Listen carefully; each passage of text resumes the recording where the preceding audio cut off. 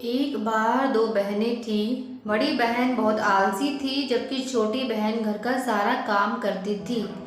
एक बार उनकी मौसी बीमार हो गई, इसीलिए मौसी ने दोनों बहनों को अपने पास बुलाया, परंतु बड़ी बहन ने जाने से मना कर दिया। छोटी बहन अकेली चली गई। रास्ते में छोटी बहन को एक नदी मिली। नदी ने छोटी बहन को कहा कि मेरे ऊपर झाग आ गई है, क्या तुम मुझे साफ कर सकती हो? छोटी बहन ने नदी की झाग हटा के साफ कर दी। नदी ने उसे धन्यवाद दिया। आगे जाकर उसे एक गाय मिली। गाय ने छोटी बहन को कहा कि क्या तुम मेरी सफाई कर दोगी?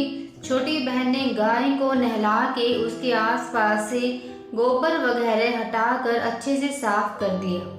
गाय ने उसका धन्यवाद किया। आगे गई तो एक हलवाई वहां अकेला बैठा रो रहा था।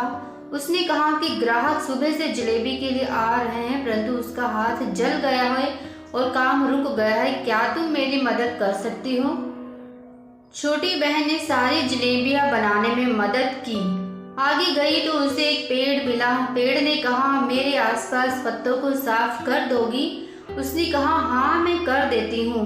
लड़की ने पेड़ के आसपास फैले हुए सूखे पत्तों को साफ किया और इस तरह सबकी सहायता करते हुए छोटी बहन अपनी मौसी के घर पहुंच गई। उसने मौसी के पास रहकर उनकी खूब सेवा की, इसीलिए कुछ ही दिनों में मौसी ठीक हो गई और जाते समय उन्होंने लड़की के सामने दो डिब्बे रखे, जिनमें एक छोटा था, दूसरा बड़ा। छोटी बहन ने छोटा डिब्बा उपहार के रूप में ले लिया और घर की तरफ चल दी। रास्ते में उसे लौटते समय वही पेड़ मिला। पेड़ ने उससे कहा तुम्हें जो भी चाहिए इस पेड़ से ले सकती हो। छोटी बहन ने जब पेड़ के ऊपर देखा तो उसकी हर डाली पर बहुत सा सामान लदा था। उसकी हर डाली पर रंग बिरंगे कपड़े, बहुत सारे सुंदर सुंदर गहने, हीरे जवाहरात और मोती लटक रहे थे। लड़की ने कुछ कपड़े और गहने लिए और आगे बढ़ गई। आगे चलने पर उसे वही हलवाई मिला जिसकी छोटी बहन ने मदद की थी। उसने कहा लो बेटी, जलेबी खाओ। उस दिन तुमने मेरे बुरे वक्त में बहुत सहायता की थी। लड़की को बहुत भूख भी लगाई थी। उसने पेट भरकर जलेबियां खाई और कुछ अपनी बड़ी बहन के लिए रख ली और हलवाई को धन्यवाद देते हुए आगे चल दी। थोड़ा आगे गई तो गाय मिली। गाय ने कहा आज मैं बिल्कुल ठीक हूँ, तुम मुझसे जितना मर्जी दूध ले सकती हो। लड़की को अब तक चलते चलते बहुत प्यास लगाई थी, इसलिए उसने ताजा दूध पीकर अपनी प्यास बुझाई और गाय को धन्यवाद देते हुए आगे बढ़ गई। आगे चलकर नदी ने उसे नए नए बर्तन, सोफा सेट, बेड और ऐसा बहुत सा सामान देकर विदा किया। घर पहुंचकर उसने सारा सामान बड़ी बहन को दिखाया। जब छोटी बहन ने अपनी मौसी को दिया डिब्बा खोला तो उसमें हीरे ही हीरे भरे थे।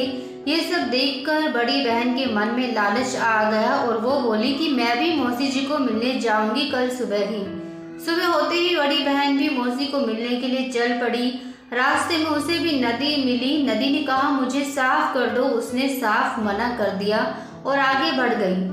रास्ते में बड़ी बहन ने गाय, हलवाई और पेड़ को भी मदद से साफ इनकार करते हुए वे जल्दी से मौसी के घर पहुंच गई।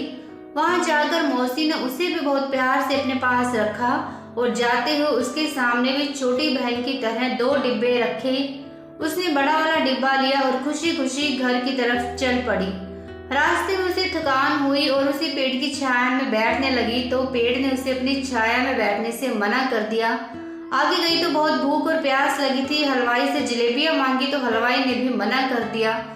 इसी तरह गाय ने दूध देने से और नदी ने पानी देने से मना कर दिया। भूखी प्यासी जब घर पहुंची तो घर जाकर मौसी को दिया हुआ डिब्बा खोला तो उसमें कीड़े मकोड़े भरे हुए थे। बड़ी बहन अब बहुत पछता रही थी। इस कहानी से हमें यही शिक्षा मिलती है कि जब भी हम किसी की निस्वार्थ भाव से सहायता करते हैं तो एक ना एक दिन किसी ना किसी रूप में भगवान भी हमारी सहायता जरूर करते हैं। इसलिए कभी भी किसी की सहायता करने से मना नहीं करना चाहिए। अगर आपको मेरी एक छोटी सी लेकिन बहुत बड़ी सीख देने वाली कहानी पसंद आई हो तो प्लीज़ मेरे चैनल को सब्सक्राइब करें, आगे अपने फ्रेंड्स में शेयर करें और कमेंट में ज़रूर बताएं कैसी लगी कहानी। Thank you so much for watching.